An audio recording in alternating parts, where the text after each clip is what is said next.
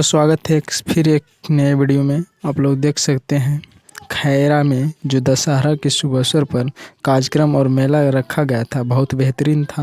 आप लोग देख सकते हैं स्टेज कितना बेहतरीन सजाया गया था और यहाँ पे 9 दिनों में 9 कार्यक्रम रखा गया था। आप लोग देख सकते हैं बेहतरीन ढंग से सजाया गया था और आप लोग मंदिर भी कितना सुंदर सजाया गया था। आप लोग देख सकते हैं इधर मेला का नज़ारा ज़बरदस्त भीड़ लगा हुआ है और 9 दिनों में 9 कलाकार आए और अपने अलग अलग अंदाज में जनता जनार्दन को अपना तजुर्बा दिखाएं। और हम वीडियो कॉल पर मेरा नहीं देख सकते आप लोग। तो वीडियो देखने के लिए धन्यवाद।